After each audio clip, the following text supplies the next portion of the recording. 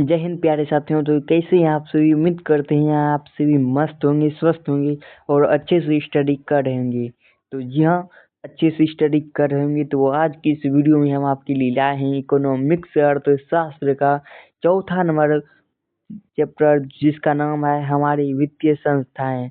इस चौथा number chapter का आज हम तहलका मचा देंगे, क्योंकि 2011 से लेकर के 2025 तक जितने भी आए हुए प्रश्न है, उस सभी प्रश्न को हम आपके स्क्रीन पर लाएंगे और आप सब देखिएगा तो मजा आएगा इस क्लास में बहुत ज़्यादा।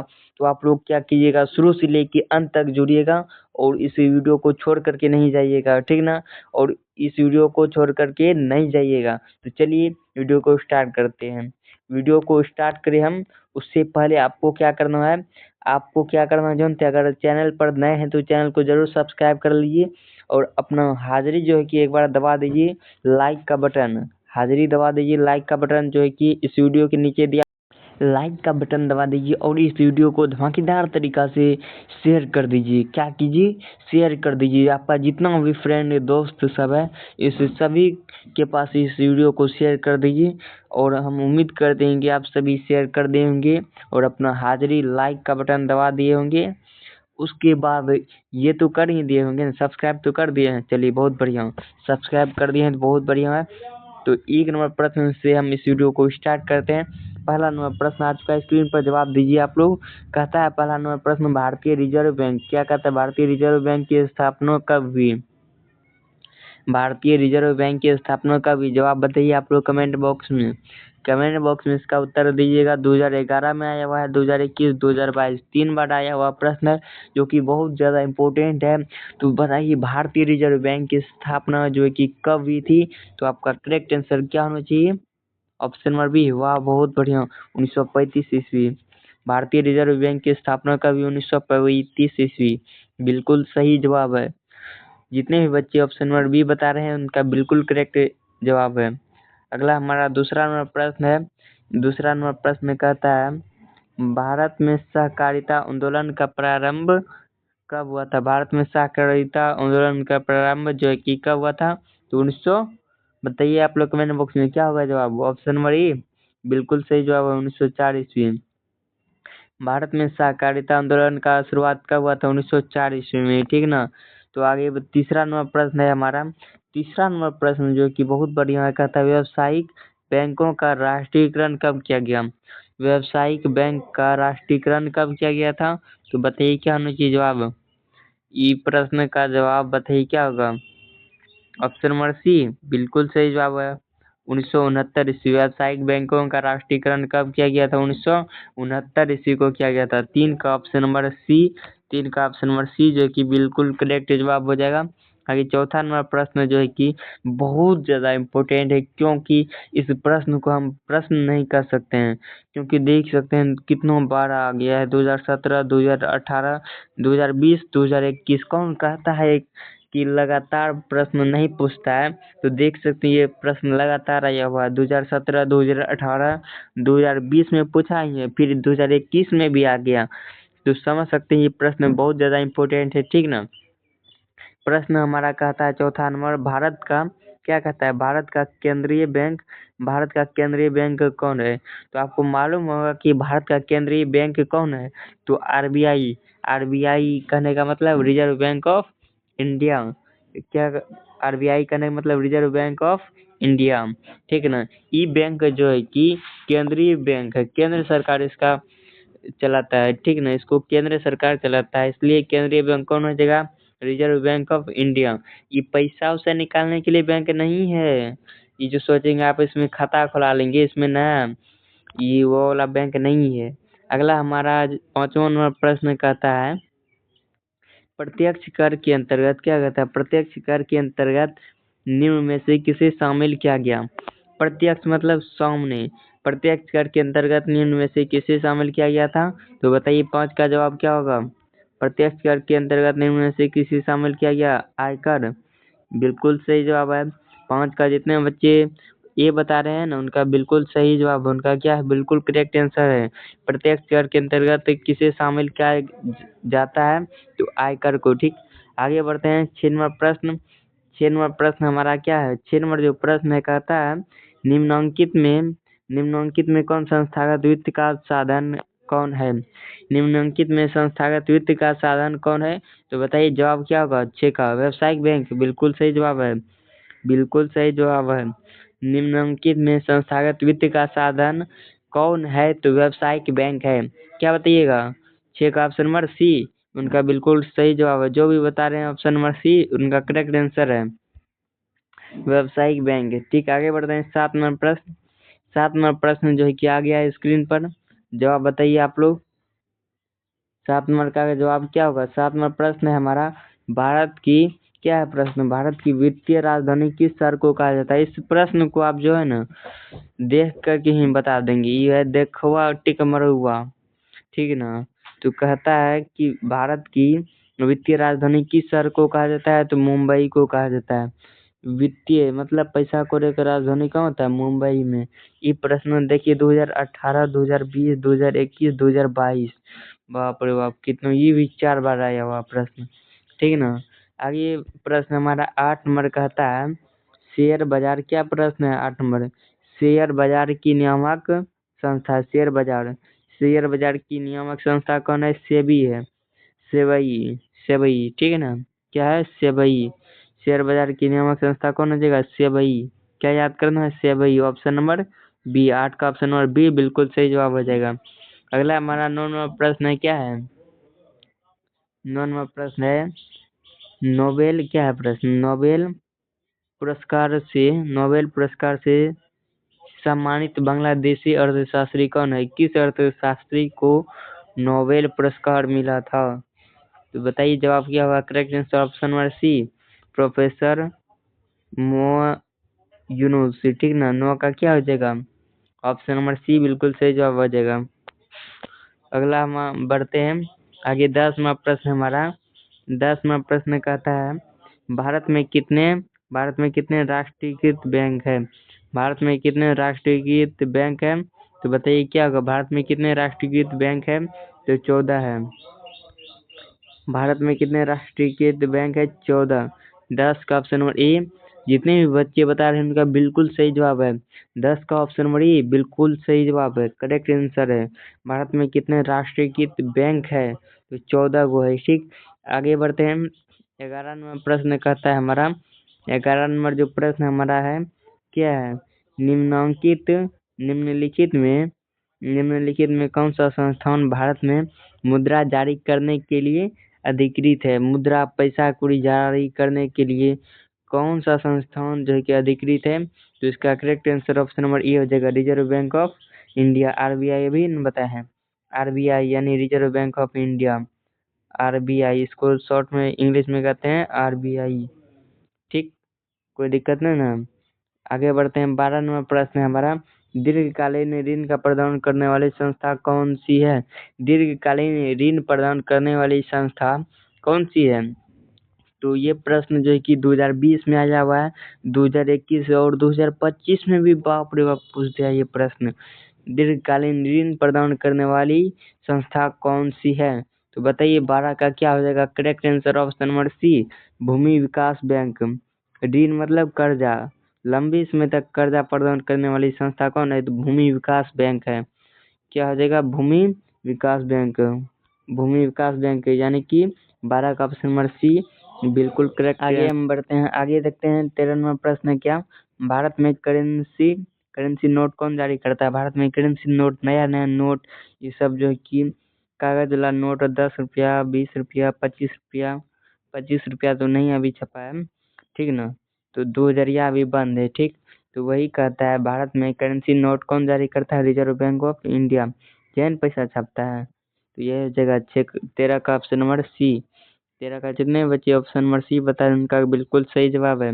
आगे 14 नंबर प्रश्न है हमारा, 14 नंबर प्रश्न क्या कहता है? भारतीय मुद्रा बाजार में किस प्रकार के ऋणों का लेन देन करती है? भारत में मुद्रा बाजार में किस प्रकार के ऋणों का लेन देन करती है? तो अल्पकालीन करती है। 14 का ऑप्शन नंबर ए बिल्कुल करेक्ट आंसर हो जाएगा, ठीक ना। आगे बढ़ते हैं, स्पीड थोड़ा सा बढ़ा देते हैं हम इस वीडियो का। आगे 15 नंबर प्रश्न है, सहकारिता साख समिति कानून कब पारित हुआ था? सहकारिता साख समिति कानून कब पारित हुआ? 1919 ईस्वी में सहकारिता साख समिति कानून कब पारित हुआ? 1919 ईस्वी में। 15 का ऑप्शन नंबर डी बिल्कुल करेक्ट आंसर है। 15 का ऑप्शन नंबर डी बिल्कुल सही जवाब है, ठीक ना। सहकारिता यहाँ पर देखिए क्या कहता है, सहकारिता साख समिति कानून कब बना था? 1904 ईस्वी में होगा। हाँ, 15 का ऑप्शन नंबर बी हो जाएगा 1904।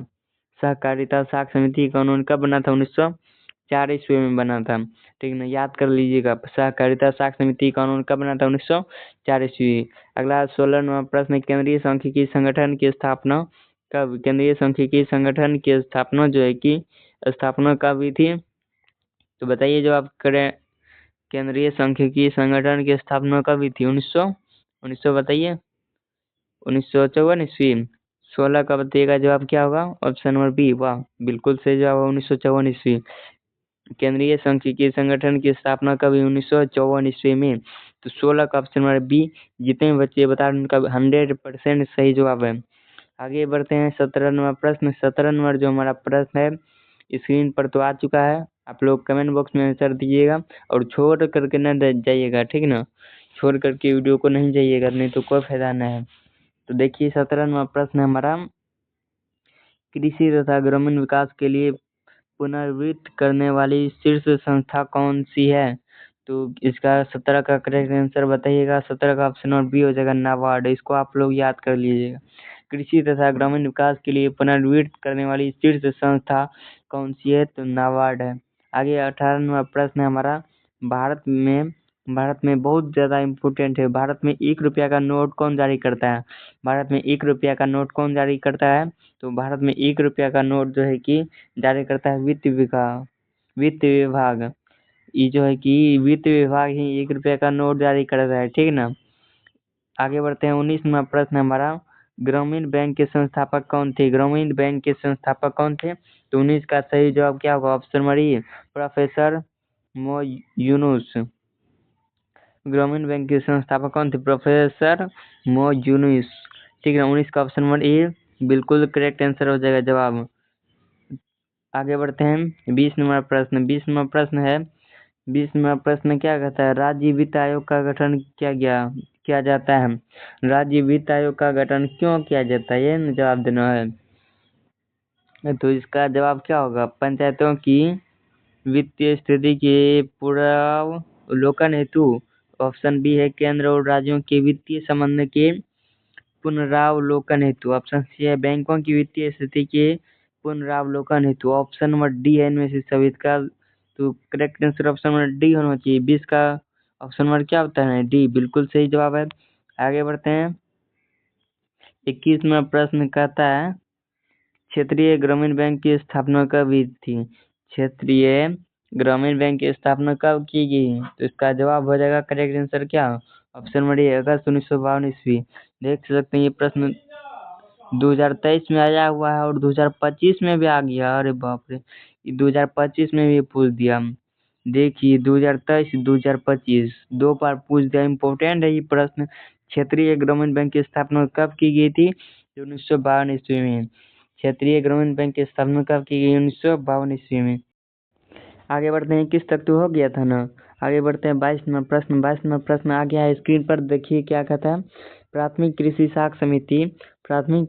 साख समिति कृषकों को किस प्रकार का ऋण प्रदान करती है? तो कृषकों मतलब किसानों को कैसा ऋण प्रदान करती है? तो 22 का जवाब क्या आ जाएगा? 22 का ऑप्शन नंबर ए बिल्कुल सही जवाब हो जाएगा, अल्पकालीन। क्या हो जाएगा? अल्पकालीन। आगे बढ़ते हैं 23वां प्रश्न, केंद्रीय सहकारी बैंक किस स्तर पर काम करता है?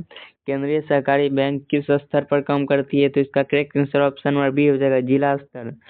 केंद्रीय सहकारी बैंक किस स्तर पर कार्य करती है? जिला स्तर पर, ठीक ना। 23 का ऑप्शन नंबर बी बिल्कुल जवाब सही हो जाएगा। 23 का ऑप्शन नंबर बी, केंद्रीय सहकारी बैंक किस स्तर पर कार्य करता है? काम करता है तो जिला स्तर। आगे 24वां प्रश्न, निम्न में से कौन खाता विशेष रूप से व्यापारियों के लिए है? कौन खाता विशेष रूप खास कर व्यापारी लोगों के लिए है? कौन सा खाता है व्यापारी लोगों के लिए? तो आपको मालूम ही होगा, चालू जमा। इसमें चालू जमा मतलब ये सब व्यापारी के लिए है, चालू जमा खाता, ठीक ना। आगे 25वां प्रश्न है, बिहार में पहला क्षेत्रीय ग्रामीण बैंक कब स्थापित किया गया? बिहार में सबसे पहले क्षेत्रीय ग्रामीण बैंक जो है कि कब खोला गया था? 1976 ईस्वी। बताइएगा 25 का क्या जगह? ऑप्शन नंबर सी 1976 ईस्वी। बिहार में पहला क्षेत्रीय ग्रामीण बैंक कब खोला गया? 1976 ईस्वी। अगला है 28वां प्रश्न, सहकारी प्रांतीय सरकारों का हस्तांतरण योग्य विषय बनी, कब बनी थी? 26 का जवाब दीजिएगा। 1919 ईस्वी बिल्कुल सही जवाब है। सहकारिता प्रांतीय सरकारों का हस्तांतरण योग्य विषय कब बनी थी? 1919 ईस्वी। आगे बढ़ते हैं 27वां प्रश्न, तो बताते हैं, कहता है भारत में मौद्रिक नीति का निर्धारण कौन करता है? भारत में मुद्रा, पैसा, कौड़ी का, इस सब का निर्धारण कौन करता है? तो इस सब का जो निर्धारण करता है ना, भारतीय रिजर्व बैंक का, कि आरबीआई है, वही है, आरबीआई करता है। आगे बढ़ते हैं 28वां प्रश्न। 28वां प्रश्न कहता है, 28 नंबर जो प्रश्न हमारा स्क्रीन पर आ चुका है, सूक्ष्म वित्तीय संस्थाओं की शुरुआत किस देश से हुई? सूक्ष्म वित्तीय संस्थाओं की शुरुआत किस देश से हुई थी? बताइए जवाब क्या होगा? ऑप्शन नंबर सी बांग्लादेश बिल्कुल सही जवाब है। किस देश से हुई थी? बांग्लादेश। सूक्ष्म वित्तीय संस्थाओं की शुरुआत किस देश से हुई थी? बांग्लादेश से। अगला हमारा प्रश्न है 29 नंबर, कहता है सहकारी साख समिति विधान कब पारित किया गया? सहकारी साख समिति विधान कब पारित हुआ था? तो ये पारित हुआ था कब? 1904 ईस्वी में। सहकारी साख समिति विधान कब पारित हुआ? 1904 ईस्वी में। देखिए 2024 का ये सब प्रश्न है, 2024। अगला प्रश्न है 30 नंबर प्रश्न है हमारा। 30 नंबर प्रश्न, भूमि विकास बैंक को पहले किस नाम से जाना जाता था? भूमि विकास बैंक को पहले किस नाम से जाना जाता था? तो भूमि बंधक बैंक। किस नाम से जाना जाता था? भूमि बंधक बैंक। ठीक है, कोई दिक्कत नहीं। 31 नंबर प्रश्न, निम्न में से किस बैंक की स्थापना पहले हुई? किस बैंक की स्थापना सबसे पहले हुई थी? किस बैंक की स्थापना सबसे पहले हुई थी? तो सबसे जो पहले हुआ था ना, पंजाब नेशनल बैंक की स्थापना हुई थी। सबसे पहले पंजाब नेशनल चलता था। सबसे पहले कौन बैंक चला था? Punjab national bank. ठीक है ना। आगे हम देखते हैं 32वां प्रश्न। 31 तक हो गया। पंजाब नेशनल बैंक सबसे पहले इसका स्थापना किया गया। अगला 32वां प्रश्न, सहकारिता का मूल तत्व क्या है? सहकारिता का मूल तत्व क्या है? तो आपसी सहयोग है। ठीक है, स्वैच्छिक सदस्यता है, जनतांत्रिक संचालन। इसका सही जवाब हो जाएगा ऑप्शन नंबर डी, इनमें से सभी। 32 का ऑप्शन नंबर डी होना चाहिए सही, बिल्कुल सही जवाब है। ठीक है, तो चलिए 33 नंबर देखते हैं प्रश्न। 33 नंबर प्रश्न स्क्रीन पर आ रहा है, आ चुका है स्क्रीन पर, देखिए जवाब दीजिएगा। व्यापारिक बैंक का एजेंसी कार्य करता है। व्यापारिक बैंक का एजेंसी कार्य करता है, तो क्या कार्य करता है? प्रभूतियों का क्रय विक्रय, खरीद बिक्री करना। यही जवाब सही हो जाएगा, इसको याद कर लीजिएगा। व्यापारिक बैंक का एजेंसी कार्य करता है, प्रभूतियों का क्रय विक्रय करना। ठीक है ना। तो अगला देखते हैं 34 नंबर प्रश्न, इनमें से कौन पूंजी बाजार का अंग है? इनमें कौन पूंजी बाजार का अंग है? तो 34 का करेक्ट आंसर क्या हो जाएगा? ऑप्शन नंबर डी, इनमें से सभी हो जाएगा। क्या है? प्रभूति बाजार, औद्योगिक बाजार, विकास वित्तीय संस्थान, सब पूंजी बाजार। पूंजी रहेगा तो तब ना सब चीज होगा, ये सब तीनों चीज होगा।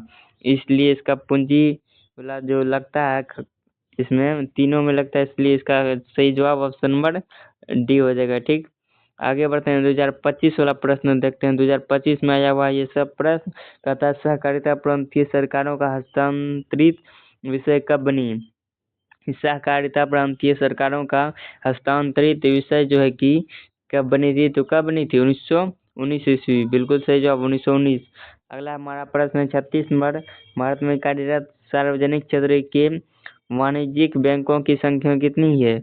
वाणिज्यिक बैंकों की संख्या कितनी है? तो 12 है। वाणिज्यिक बैंक कितना है? 12। वाणिज्यिक बैंक कितना है? 12 है। ठीक ना। आगे है 37वां प्रश्न। 37वां प्रश्न हमारा क्या कहता है? 37वां प्रश्न है, निम्न में से सबसे पुराना बैंक कौन सा? बहुत ज्यादा इम्पोर्टेंट है। 2025 वाला ये प्रश्न देखिए कितना आया हुआ है, इस सब 2025 में आया हुआ है। कहता है, क्या कहता है? भारत का निम्न में से सबसे पुराना बैंक कौन सा है? Punjab national bank. सबसे पुराना बैंक कौन है? पंजाब नेशनल बैंक, ये होगा। 37 का बताइए जवाब क्या हो जाएगा? सबसे पुराना bank state bank of India. तो चलिए यही लगा लीजिए, स्टेट बैंक ऑफ इंडिया। आगे बढ़ते हैं 38 नंबर देखते हैं प्रश्न। 38 नंबर है, दलाल स्ट्रीट निम्न में से किससे संबंधित है? दलाल स्ट्रीट निम्न में से किससे संबंधित है? तो बताइएगा 38 का जवाब ऑप्शन नंबर सी, पूंजी बाजार से। किससे? दलाल स्ट्रीट निम्न में से किससे संबंधित है? पूंजी बाजार से। आगे बढ़ते हैं। अंतिम प्रश्न है हमारा। अंतिम प्रश्न, पूंजी बाजार से प्राप्त ऋणों की परिपक्वता अवधि होती है, क्या होती है अवधि? दोनों हो जाएगा, अल्पकालीन और दीर्घकालीन। ठीक ना, आज ये इतना ही, मिलते हैं फिर अगले नेक्स्ट वीडियो में। आप लोग इसी तरह से जुड़ते रहिए, ठीक ना, और सब्सक्राइब कर लीजिए वीडियो को। जय हिंद, वंदे मातरम, धन्यवाद।